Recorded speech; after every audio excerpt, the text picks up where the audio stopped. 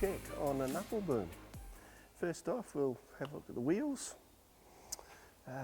Just check your rubber, make sure there's no chunks missing out of the tread or anything like that, large pieces missing. It can alter the stability. Screws and bolts and things are not an issue on this tyre because it's solid. Just have a look at the rim, make sure that's good.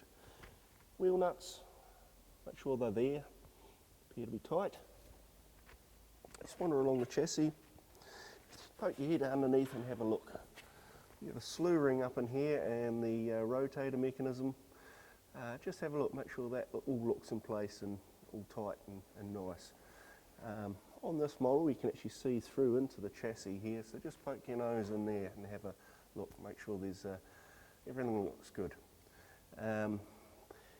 You'll see if there's any oil leaks, you'll see them on the ground. It's quite easy to pick up. This machine being a four-wheel steer machine, you have both axles are steering at the same time, or they can be.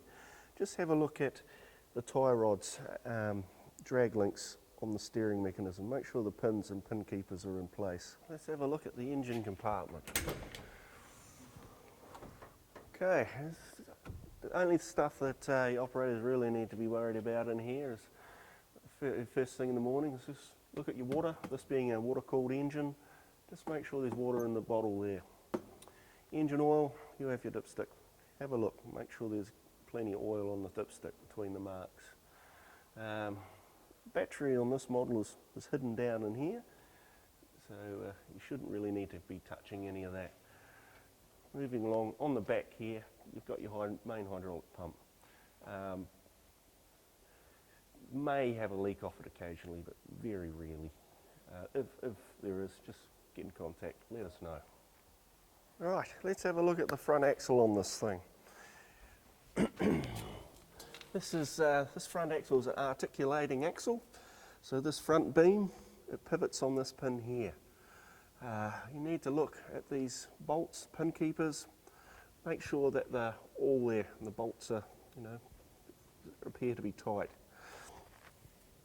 If in doubt, or if something doesn't look right, go seek advice. Have a look at the hub here. You've got king pins, top and bottom. Make sure the bolts are there. Drive motors in the centre here. Just make sure they're not leaking. You've got the hoses in the back here. Make sure they're not chafed and they all appear to be in good condition. You can also see a bit of the steering linkage over the back there. Just make sure it all looks okay. Let's have a look at the cables on this machine. You have hydraulic lines and electrical cables that run from the base all the way up through here. It's all the way along here, right to the top of the machine. They are fairly vulnerable, so just have a look at them. Just have a look in the front knuckle here. You can see the hydraulic hoses. Just have a look at them. Make sure they're not damaged at all or had anything drop on them. Up here, the cables run along under this track here. It's still pretty vulnerable, even with this guard here. Just have a look. You've got a cable track here. Have a look at that. Make sure everything's nice and tight. These things do get a bit of punishment, so just be aware that they are connected up the top and at the bottom here. Have a look around here for any garks and nicks and what have you in the lines. The cables run right through the top here, right down the jib boom up to the front. Just have a look because they are in a vulnerable spot. While you're looking in here, just have a look at the little knuckles in here. Make sure that there's no deformation, everything looks fine. It's all straight. Just have a good look in there. It only takes a minute. Up in here, you've got some bolts. They are the retainers for these levelling arms. Just make sure they're there at the top, both sides, and at the bottom of the jib. You've got a hydraulic cylinder in here. Just look at that, make sure it's dry. There's no oil leaking out of it. There's a manifold block in the corner, down in the corner here. It's fairly exposed, so just when you're operating it, just be aware of where you are and what's around you and underneath you, etc. Just Have a look in here. On this top boom telescopes out, and there's slide box in the bottom of the boom here. Just make sure they're there. Just run your eye down the side of the boom. These things do get dented and they do bend. It needs to be rectified if you do come across it. Have a look down the length of the jib boom.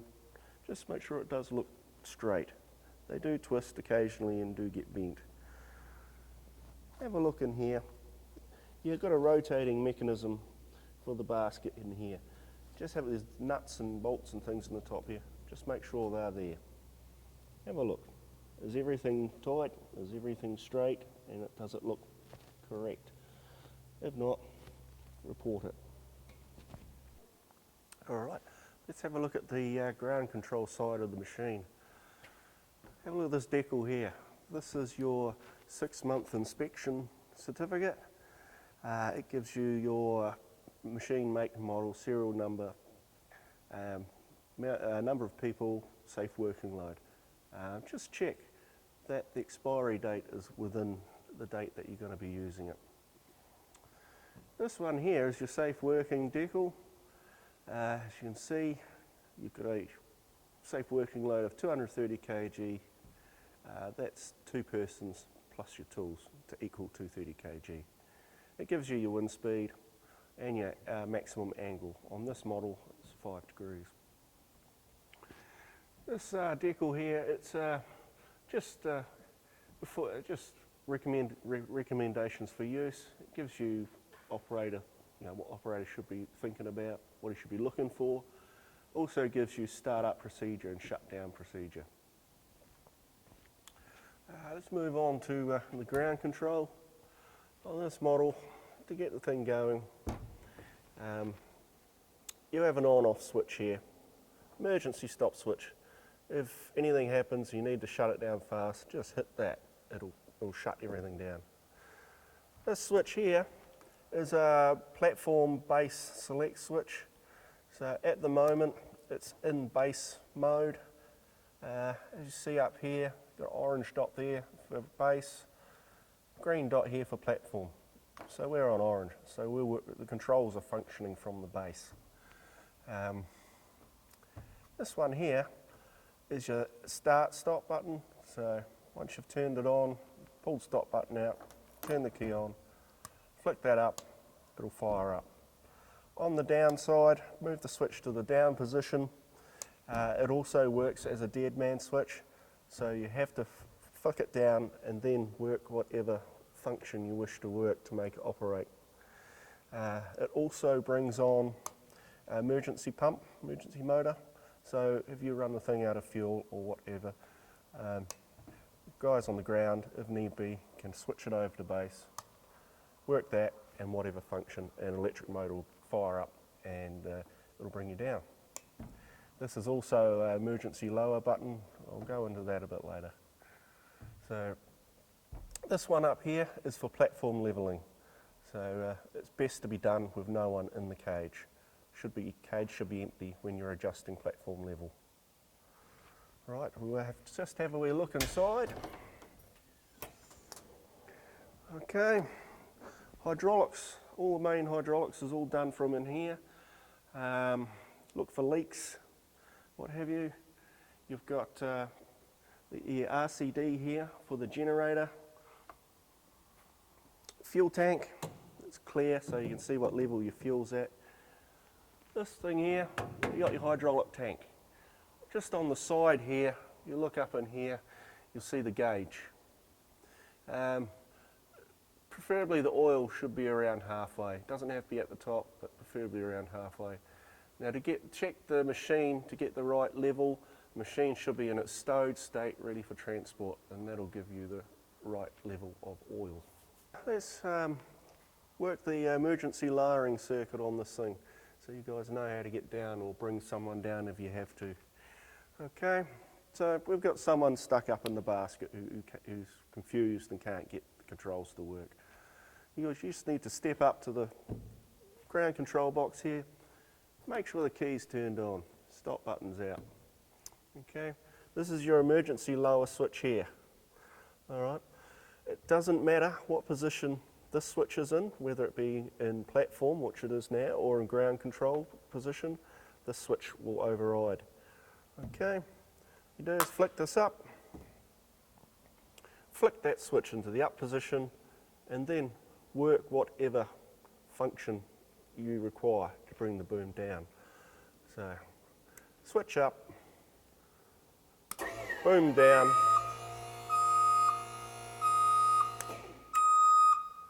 there you go, and that'll bring you right to the ground level. It's a good thing to keep note of that these little emergency pumps should only run for 30 seconds at a time because they could overload, overheat. So just run them for 30 seconds, give them a pause, and then have another crack at it. Let's have a look at the booms. Now to do this as part of your checks, just want you to lift the booms up a bit so you can see all the connections of the knuckles and etc., the beams, the arms, and what have you. So we're looking for any deformation, any dents, that sort of thing on the arms. Have a look. I don't want you up there on a ladder looking through there. You shouldn't have to do that. From where I'm standing, I can see everything I want to see. So again, these main pins, have a look. These pin keepers must be in place. Have a look, stand back a bit so you can see the straightness of the arms. Just have a nosy. Have a look up in the lower knuckle here. There's cables and hoses that do run up through here. So just have a look. There are bolts and things as well that need to be checked in there. Turning around, just have a look down into the turntable area of the machine. You've got a hydraulic cylinder here. Just look for weeps or what have you. Have a look down. There's hoses and there's bolts and things. Just have a look. Look for anything that just looks out of place, doesn't look right, oil leaks, etc. And it should be good. Looking up to the top knuckle, the same as basically the lower knuckle. Just look for pin keepers, oil leaks, your hydraulic cylinder, that sort of thing. You know, straightness of things, that sort of thing. All right, let's have a look at the underside of the basket and rails. Just while we've got the boom up, we'll have a look at it. So there's bolts in here that connect the basket carrier to the rotator, to the jib, etc. Just have a look, make sure they're tight, show no signs of wearing or fretting or being loose. Don't want you getting underneath the platform. You can see everything you need to see from standing outside here. Just have a look at the bottom of the floor, bottom of the carrier. Just make sure everything's all straight, no dents, no twists or what have you. Again, bottom of the floor, welding, etc. Just do a walk around from around the outside. Have a look at the rails from underneath. Just pay attention to where they're welded to each rail. Make sure there's no cracking and everything looks secure. We're in the platform. Let's just have a look at things up here. Again, just pay attention to your rails. Make sure they're all straight. That sort of a thing. Bent rails, if they're bent only a little bit, that's right. But if they have a big bend like this in them, it needs to be rectified. It becomes a safety issue if you've got a big gap in here or what have you. Check your harness mounting points. This cage actually has quite a few on it, so there's about 5 on this cage. Just have a look at them, make sure they're robust and fit for the job. Down the other end here we have our gate. Just make sure it's spring loaded and it will swing shut. And they are supposed to latch as well, so just make sure that's all nice and okay. You have your logbook pouch down here, which I'm sure you are all familiar with. It needs to be filled out every day. Manual holder, harnesses, there should be 2 harnesses in there. You've got safe working load decal up here as well to tell you your weights and your wind speeds and what have you. Keep clear of overhead lines as well. So if you're unsure about a machine function, refer to the manual. Let's have a look at the platform controls on this machine. It's all pretty self-explanatory, so we'll just go through them anyway. Right, to power the machine up, pull your stop button up. It'll go through a little sequence, and after a couple of seconds you'll be right to start it. Start the machine, you got a thing here, start, stop. So just flick it down, machine will start. If you can also stop the machine, by shut the engine down by pulling it to the stop, and it will shut down. So you've got your emergency stop there. If anything happens, you need to shut down in a hurry, just hit that, it will shut down. If you run out of fuel or something and no one in at ground control can bring you down, your emergency pump switch here. So you pull that down. You need to put your foot on the foot switch here. There's no functional work unless you've got your foot on this switch.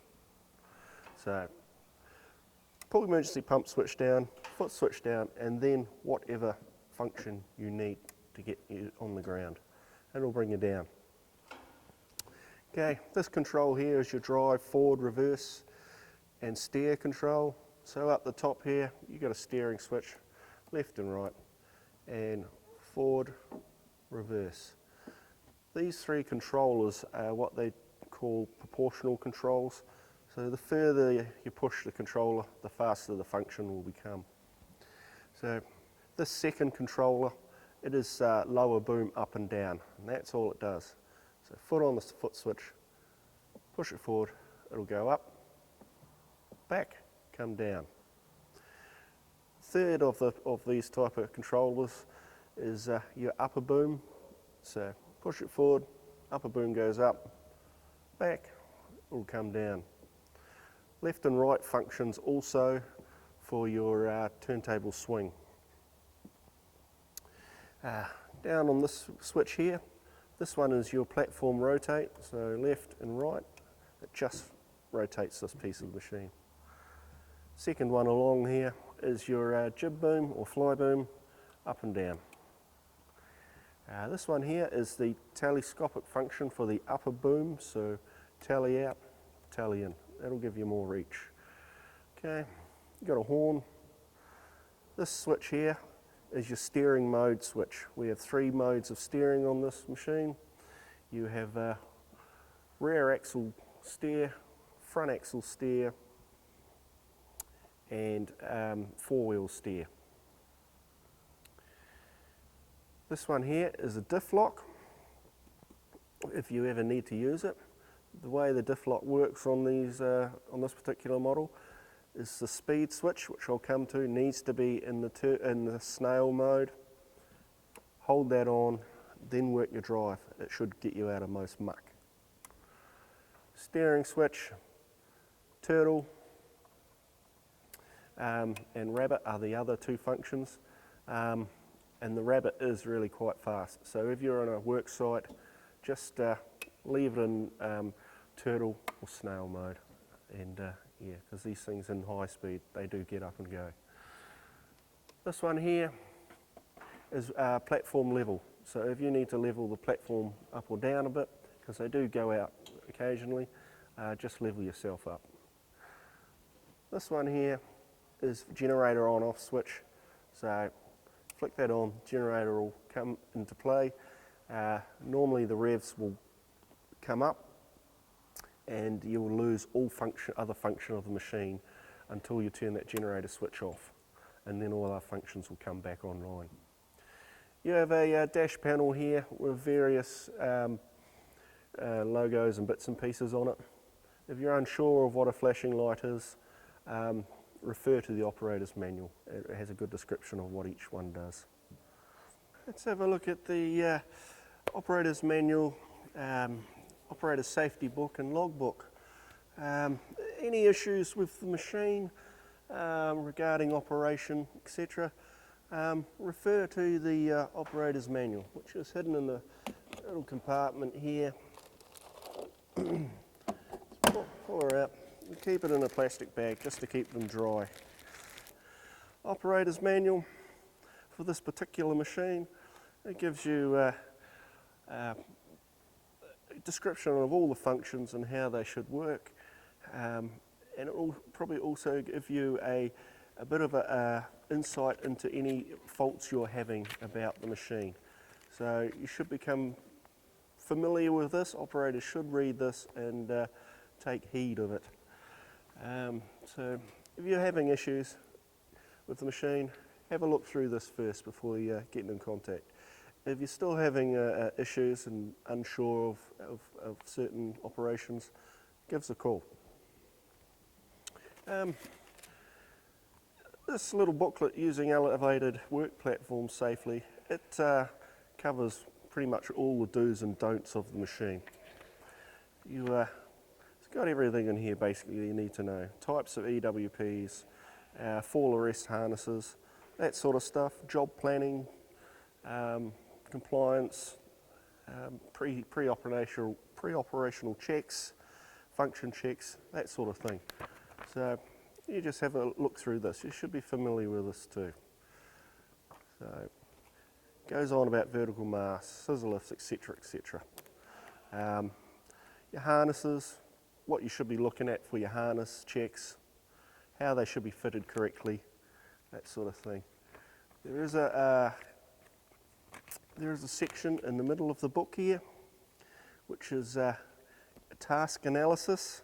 We recommend that you go to this and work through it, and just to see what possible hazards that are likely to be found on sites, and if the machine is the sort of machine that you should be using for this, for whatever particular job you're doing. Again, any issues with site setup or what have you, get in contact with us. Sure you're familiar with the logbook these days. It should be opened up and looked at every day.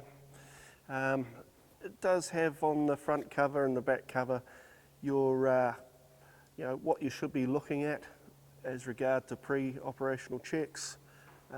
Just work through it. Some of the checks don't apply to certain types of the machine, but it basically covers the whole field of EWPs. Just open her up, have a look inside, just have a look in the front cover.